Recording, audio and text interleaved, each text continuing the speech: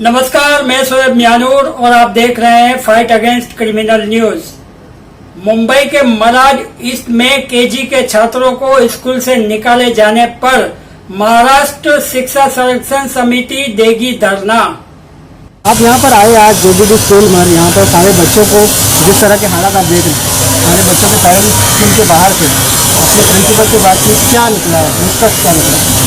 Principal से मैंने यही बात की। पहले तो मैंने सब माता पिता से बात करी है। बच्चों के बहुत ही बुरी हालत है इन माँ बाप की, और जो आर्थिक परिस्थिति कोरोना के चलते हम देख रहे हैं, सभी लोगों की बहुत बुरी स्थिति है, चाहे वो बड़े से बड़ा बिजनेसमैन हो, फिर ये तो बहुत रोज के कमाने खाने वाले लोग हैं ये बच्चों के माँ बाप।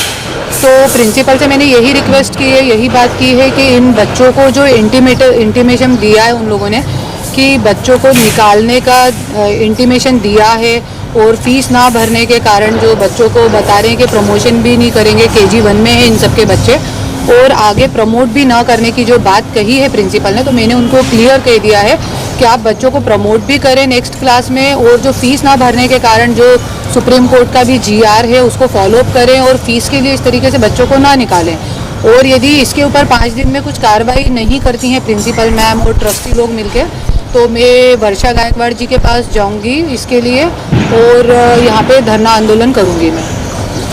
क्या कहना चाहेंगे? सोशल वर्कर हैं, आज इतने सारे लोग फीस न भरने के कारण स्कूल ने डिसकंटिन्यू कर दिया, क्या कहना चाहेंगे? फीस न भरने के कारण स्कूल ने डिसकंटिन्यू कर दिया। स्कूल की अपनी मजबूरियां बताएगा स्कूल कि भाई हमारे पास पैसा नहीं है। ये बिल्डिंग देख रहे हो, इसके सामने जो बिल्डिंग खड़ी है वो भी शायद स्कूल की ही है। पैसा नहीं होता है तो स्कूल इतना बड़ा नहीं बनता है। और ये जो अभिभावक खड़े हैं, जो लोग खड़े हैं, अपने अपने बच्चों के लिए खड़े हैं, बच्चों के फ्यूचर के लिए खड़े हैं, माँ बाप अपने आप को बेचने के लिए भी तैयार हैं अपने बच्चों के लिए। अब सवाल ये होता है कि शिक्षा का व्यापार तो सामने दिखाई दे रहा है। कोरोना काल में ये जो परिसर में हम लोग खड़े हैं, ये डिंडोसी विधानसभा है, और यहाँ पे 80 से 90% झोपड़पट्टी है। और झोपड़पट्टी में रहने वाला कौन रहता है? झोपड़पट्टी में रहता है कर्मचारी, जो कोई मिल में काम करता हो, कोई ठेला लगाता हो, कोई पान वाला होगा, कोई रिक्शा वाला होगा, ऐसे अनेक जो मजदूर वर्ग है, वो काम करने वाला मजदूर वर्ग है, वो लोग अगर 1 साल तक घर में बैठे रहे तो पैसा कहां से आएगा? भाई जो सोना चांदी था, मंगलसूत्र तक औरतों ने अपना गिरवी रख के राशन खाया। सरकार, हम किसी पे ब्लेम नहीं करते, जिसने जितना पूरा कर सका, सामाजिक संस्थाएं थी, सब थी, जो जहां तक पूरा कर सका पहुंच पाया पहुंचा, BMC जहां तक पहुंच पाई पहुंची, लेकिन फिर भी नहीं पूरा हो पाया। 1 साल तक लोग घर में बैठे रहे। अब 1 साल के बाद आप बोलोगे भैया आपका 16,000 बाकी है, आप लेके आओ, कहां से लाएगा वो? आप बोलोगे 2 महीने में लाओ, 3 महीने में लाओ, कहां से लाएगा?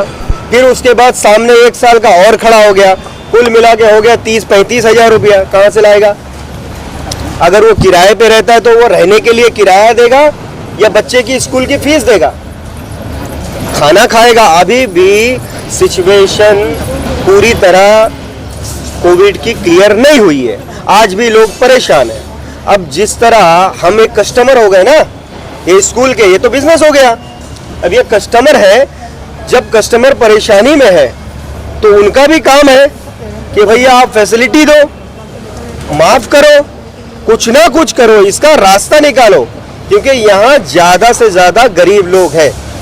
रेहान में कोई आंदोलन नहीं होने वाला, इंटरनेशनल स्कूल है, वहाँ कोई आंदोलन नहीं होने वाला फीस माफ करने के लिए, क्योंकि उसकी फीस इतनी ज्यादा है और वहाँ कोई गरीब का बच्चा नहीं पढ़ने जाता।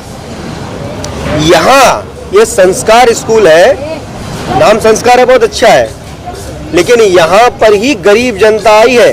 और गरीब जनता की मांग क्या है साहब? बहुत छोटी सी मांग है कि हम लोग ये नहीं कहते अगर आपका बनता है तो लो, ये जो जनता है ना, ये कहती है आपका अगर बनता है तो लो, लेकिन आपने पढ़ाई नहीं कराई। ऑनलाइन कराई होती तो भी हम लोग कुछ ना कुछ देते, लेकिन आपने तो ऑनलाइन भी नहीं कराया, और फिर भी आपको 1 साल का फीस दे। डिसकंटिन्यू तो ये क्या, पूरा शिक्षा विभाग भी लग जाएगा तो किसी एक बच्चे को डिसकंटिन्यू नहीं कर सकता। अभी कानून इस देश में मरा नहीं है, जब मर जाएगा तब इनके बाप का राज चलेगा। अभी भारत में संविधान का राज चलता है, ये डिसकंटिन्यू कभी नहीं कर सकते। और अगर कर दिया तो यहाँ पे बहुत अच्छी तरह आंदोलन होगा। मैडम ने बोला आंदोलन होगा, आंदोलन की रूपरेखा, एक भी बच्चा अगर यहाँ से डिसकंटिन्यू हुआ तो ईंट से ईंट बजा देंगे। ये स्कूल की नहीं, ये कितने भी बड़े लोग हों, फिर जनता अपने हाथ में कानून लेगी, उसका जिम्मेदार स्कूल प्रशासन होगा। मनीषा मिस्त्री। क्या परेशानी है? परेशानी इतनी है कि मेरे मिस्टर अभी 2.5 महीना पहले ऑफ हो गए, तो मैं तभी आके मैडम को मिल के गई थी, उनको बता के भी गई थी मेरा ऐसा ऐसा प्रॉब्लम हो गया है, जॉब भी चली गई कोरोना की वजह से, तो मैं पैसा अभी नहीं भर पाऊंगी। तो उन्होंने बोला कोई बात नहीं है, आप देखो करके। फिर बाद में मुझे स्कूल से PDF आया कि आपके बच्चे को 15 तारीख को स्कूल से निकाल डाला करके। तो मैं उनको मिलने गई और उनको मैंने पूछा कि ऐसे क्यों आपने भेजा, कि तो बोलते फीस भरो तो ही आपको ऑनलाइन मिलेगा, नहीं तो ऑनलाइन भी नहीं मिलेगा करके। और बाद में बोलते, मैं बोली मैडम मगर आपने ये PDF भेजा है तो उसका क्या समझने का, तो बोलते आप दूसरे स्कूल में देख लो आपके बच्चे का ऍडमिशन। जी, हे PDF आहे, शाळेतून पाठवलं दाखवा जरा कॅमेरामध्ये दाखवा।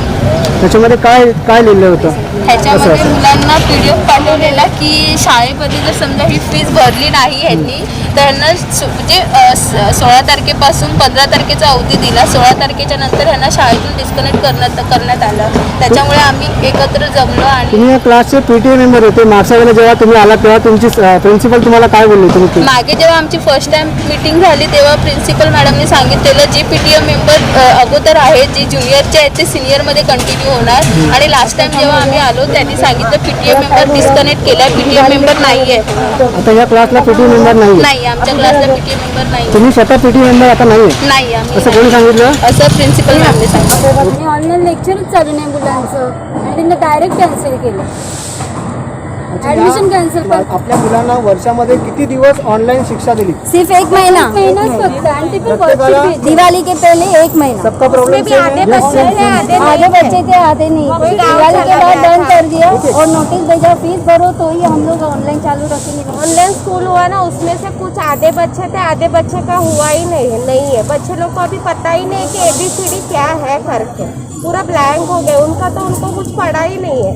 फी के बारे में उनका चल रहा है, एक मतलब कभी कुछ आ ही नहीं रहा है बच्चे को, और उनका फी का है। उनको ये टेंशन है कि बच्चा क्या पढ़ रहा है, क्या करेगा 1 साल पूरा, उनका कुछ यही नहीं है, सिर्फ फी भरो फी भरो।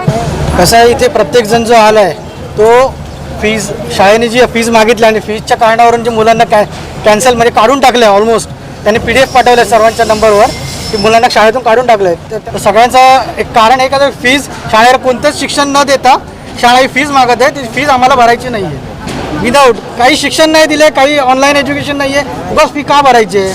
तर त्या संदर्भात आम्ही शाळेकडे मागणं करतोय, हे सगळं जे चालवलं शाळेने ते त्वरित बंद करावं, आमच्या मुलांना जशी रेग्युलर शाळा होती तशी शाळेत घ्यावं आणि मुलांचे शाळेचं शिक्षण कंटिन्यू करावं। मुंबई से हमारे संवाददाता अनिल सकपाल की ये खास रिपोर्ट। हमारे समाचार को और भी देखने के लिए लाइक करें, शेयर करें और देखते रहिए फाइट अगेंस्ट क्रिमिनल न्यूज।